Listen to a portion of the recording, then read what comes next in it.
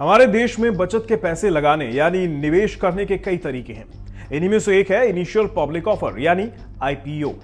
निवेश का यह तरीका आजकल ट्रेंड में भी है और अगर आप भी आईपीओ में निवेश करने का प्लान बना रहे हैं या करना चाहते हैं तो आपके लिए सबसे पहले यह जानना और समझना जरूरी है कि आईपीओ होता क्या है। नमस्कार, मैं हूं आपके साथ रोहित कौशिक और आप देख रहे हैं बिजतक। दरअसल जब कोई कंपनी अपने स्टॉक या शेयर्स छोटे बड़े निवेशकों के लिए जारी करती है तो उसका जरिया आईपीओ होता है। इसके बाद कंपनी शेयर बाजार में लिस्ट हो जाती है।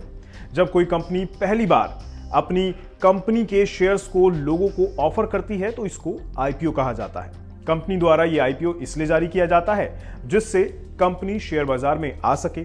शेयर बाजार में उतरने के बाद कंपनी के शेयरों की खरीदारी और बिकवाली शेयर बाजार में होने लगती है। यदि एक बार कंपनी के शेयरों की ट्रेडिंग की इजाजत मिल जाए तो फिर इन्हें खरीदा और बेचा जा सकता है। इसके बाद शेयर को खरीदने और बेचने से होने वाले फायदे और नुकसान में भागीदारी निवेशकों की भी हो जाती है। जब किसी कंपनी को अपना काम बढ़ाने के लिए पैसों की जरूरत होती है तो ये आईपीओ जारी किए जाते हैं। ये आईपीओ कंपनी उस वक्त भी जारी कर सकती है जब उसके पास पैसे की कमी हो। तब कंपनी बाजार से कर्ज लेने की बजाय आईपीओ से पैसा जुटाती है। शेयर बाजार में लिस्टेड होने के बाद कंपनी अपने शेयरों को बेचकर पैसे जुटाती है। बदले में आईपीओ खरीदने वाले लोगों को कंपनी में हिस्सेदारी मिल जाती है। मतलब जब आप किसी कंपनी के शेयर खरीदते हैं तो आप उस कंपनी के खरीदे गए हिस्से के मालिक होते हैं। उसमें कंपनी के शेयरों की परफॉर्मेंस के बारे में कोई आंकड़े या जानकारी लोगों के पास नहीं होती है, इसलिए इसमें थोड़ा रिस्क भी है। लेकिन जो व्यक्ति पहली बार शेयर बाजार में निवेश कर रहे हैं उनके लिए आईपीओ एक बेहतर विकल्प है। अगर आप आईपीओ में इन्वेस्ट करना चाहते हैं तो इसके लिए आपको डीमेट या ट्रेडिंग अकाउंट खोलना होगा। यह account HDFC securities, ICICI direct और एक्सिस डायरेक्ट जैसे किसी भी ब्रोकरेज के पास जाकर आप खुलवा सकते हैं। इसके बाद आपको जिस कंपनी में निवेश करना है उसमें आवेदन करें। निवेश के लिए जरूरी रकम आपके डीमेट अकाउंट से लिंक्ड अकाउंट में होनी चाहिए।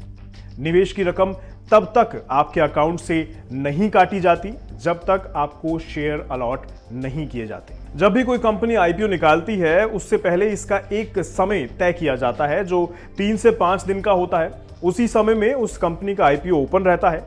जैसे शेयर मार्केट में हम 1 या 2 या अपने मन मुताबिक शेयर खरीदते हैं, यहां ऐसा बिल्कुल नहीं होता। यहां आपको कंपनी द्वारा तय किए गए लॉट में शेयर खरीदना होता है। ये शेयर की कीमत के हिसाब से 10, 20, 50, 150, 200 या इससे ज्यादा भी हो सकता है।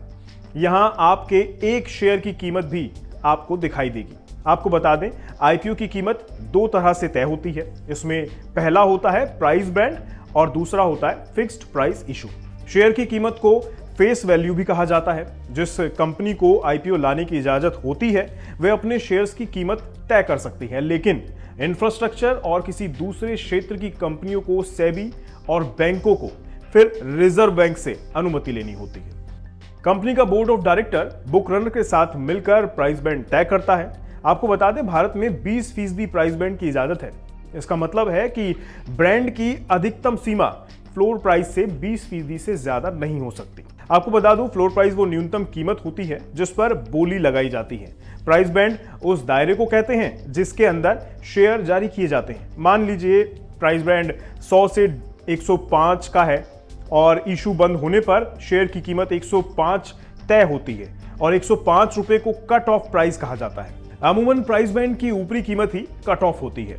बैंड प्राइस तय होने के बाद निवेशक किसी भी कीमत के लिए बोली लगा सकते हैं। बोली लगाने वाला कट ऑफ बोली भी लगा सकता है। इसका मतलब है कि अंतिम रूप से कोई भी कीमत तय की गई हो उस पर जो कीमत तय होती है उसी पर शेयर खरीदे जाएंगे। बोली के बाद कंपनी ऐसी कीमत तय करती है जहां उसे लगता है कि उसके सारे शेयर बिक जाएंगे। अगर कोई कंपनी अपना आईपीओ लाती है और निवेशक शेयर नहीं खरीदते हैं तो कंपनी अपना आईपीओ वापस भी ले सकती है। हालांकि कितने प्रतिशत शेयर बिकने चाहिए इसको लेकर कोई अलग नियम नहीं है। मान लीजिए कोई कंपनी आईपीओ में अपने 100 शेयर लेकर आई लेकिन 200 शेयरों की मांग आ जाती है तो कंपनी सेबी द्वारा तय फार्मूले के हिसाब से शेयर अलॉट होते हैं। कंप्यूटराइज लॉटरी के जरिए भी आई हुई अर्जियों का चयन होता है। इसके अनुसार जैसे किसी निवेशक ने 10 शेयर मांगे हैं तो उसे 5 शेयर भी मिल सकते हैं, या हो सकता है किसी निवेशक को एक भी शेयर ना मिले। उम्मीद है आपको ये जानकारी भी पसंद आई होगी। बस तक देखने के लिए धन्यवाद।